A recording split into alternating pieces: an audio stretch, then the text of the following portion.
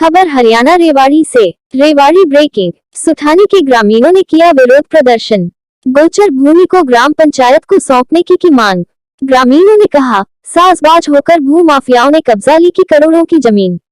भूमाफिया अब कर रहे हैं अवैध प्लॉटिंग। नगर योजनाकार अधिकारी पर भी लगाया कार्रवाई न करने का आरोप। ग्रामीण डीसी को भी सौंप चुके हैं ज्ञापन। धड़ल्ले से हो रही है अवैध प्लॉटिंग। हरियाणा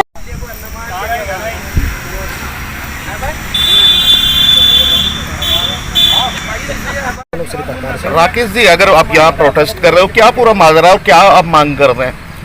ये जी पुराने समय से गोचर ज़मीन है और पूरे गांव की इकट्ठी ज़मीन सबकी इकट्ठी हुई है। भू माफिया पिछले काफ़ी सालों से इस पे ज़बरदस्ती कब्जाधारी बने हुए हैं। हमें प्रशासन से डीसी साहब से गए थे और जो ये भू माफिया जो भी अधिकारी हैं इसमें, उनसे सबसे मिल के वो तोड़ फोड़ करते रहते हैं। आज किसी भी चीज़ को बनी हुई को बनने के बाद में डी वगैरह को सबको पता लग जाता है, अभी अवैध चीज़ें लागू नहीं हो पाएगी। क्या ये डीडीपी और जो भी यहाँ पे अधिकारी उनको नहीं पता है इन सब चीज़ों को, भाई अवैध चीज़ें भूमाफिया यहाँ पे तोड़ाफोड़ी बना रहे हैं, इनको तोड़ाफोड़ी की जाए। जब लोगों को पैसे लगा के भूमाफिया अधिकारियों को खरीद के सब चीज़ें ये कर लेते हैं, उसके बावजूद फिर गांव को परेशानी होती है। आज गांव कहाँ जाए, ना तो गांव के पास कोई रहने की ज़मीन रह पाई, जबकि ये भूमाफिया ने मिल के, और कुछ शरारती तब तो और भी होंगे जिन्होंने ये सब चीज़ें की हैं। और ये अब आप क्या मांग करते हैं? ये हमें वापस मिले जी, ग्राम पंचायत की है और इसको वापस मिले। राम नरेश जी, अगर आप यहाँ देख रहे हैं, प्रोटेस्ट कर रहे हैं आप ये ज़मीन पे, क्या पूरा ये मामला है? बहुत जी मामला ये है कि ये हमारे गांव की शामलात भूमि जी, और शामलात भूमि को नेकी राम के नाम ये ज़मीन थी, जो उसने देह शामलात में शामिल था जी। 2006 के अंदर ये एक्वायरमेंट हुई और एक्वायरमेंट के अंदर उनके पैसे उनके उसमें अकाउंट में चले गए, जिसकी वजह से उसने इसके अंदर हक जता दिया कि भाई ये ज़मीन के जो बंजड़ है, बंजड़ भूमि जो देश शामिल है, इसमें मेरा भी आता है। और उन्होंने मिली भगत करके गलत तरीके से वकीलों के साथ मिल करके कि भाई आप हमें हमारी ज़मीन को ले लो, और खुर्द रेट के अंदर उसको बेजान कर दिया ज़मीन। जबकि ये जो ज़मीन थी ये हमारे गाँव के काम आती थी। यहाँ पर भट्टी लगी हुई थी, पहले कच्ची ईंटें बनाते थे, फिर लोग पक्की ईंटें बनाते थे, और इन ईंटों के अंदर हम सब अपना मकान बनाते थे, गुजर बसर करते थे सब। उसके बाद ये हुआ कि जो ज़मीन का जो उन्होंने जो केस चलने के बाद ये जो हमारे गांव की जो पिछली जो ग्राम पंचायत थी, तो 14-15 के अंदर जो पंचायत थी, उस पंचायत में के टाइम में केस डल गया तहसील के अंदर।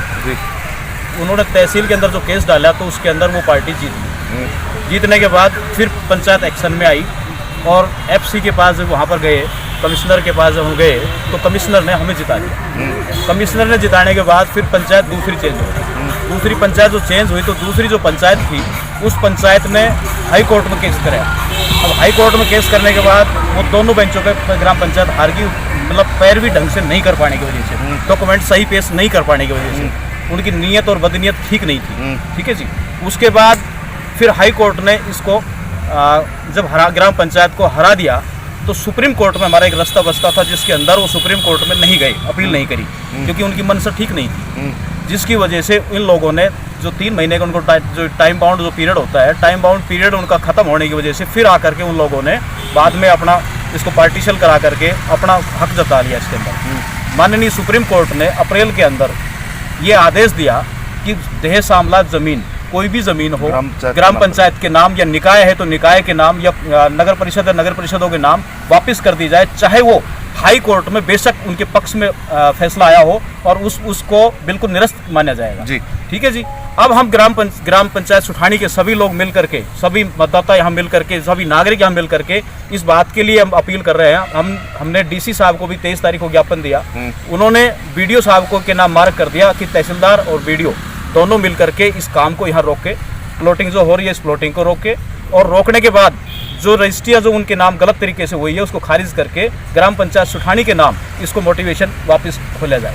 ये कितनी ज़मीन है? एकड़ के आसपास है, और जो टोटल जो देश शामलात जो हमारी लैंड थी वो 478 बीघा 3 बीसवा ज़मीन थी। वो जो 1951-52 के अंदर जो एक एक्ट आया था, जो चकबंदी एक्ट, उसके तहत आर्डर हुए थे कि भाई ये ज़मीन को अब वहाँ से उठा करके ग्राम पंचायत के नाम कर दी जाए। जो पहले ये चारों पट्टियों की थी, गांव के सामलात सभी के घर परिवार से कटी हुई ज़मीन थी। उसके बाद जब ये वहाँ से जब कटी है, कटने के बाद 27 जुलाई 1954 को ये ग्राम पंचायत के नाम मोटेशन खुल गया। इसका जो मोटेशन खुला उसका अंक था 165 नंबर इंतकाल जो था। इसकी जो खेवट संख्या थी वो 35/37 थी। ठीक है जी। इसका जो खतौनी नंबर था वो 80 था।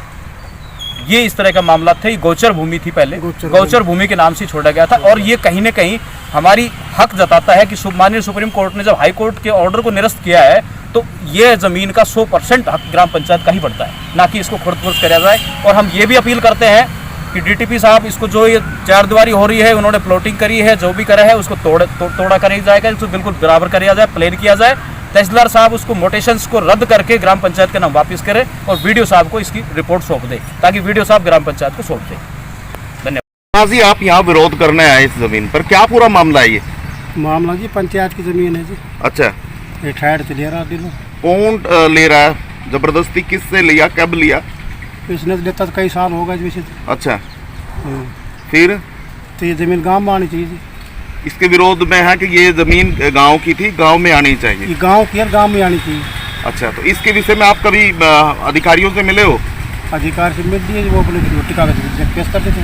क्या ये कहते हमारे नाम ज़मीन है, ये है, फलाना है। हाँ। जबकि करनाल में जाके हार गई थी, ये के नाम की डीलर हाँ, और पंचायत जीत रही थी, वहाँ से कहीं कागज नहीं कटवाए। हाँ, उसके बाद में खरी मालिक बने, कि कुछ रिपोर्ट का फैसला आ गया। रुक गई। हाँ।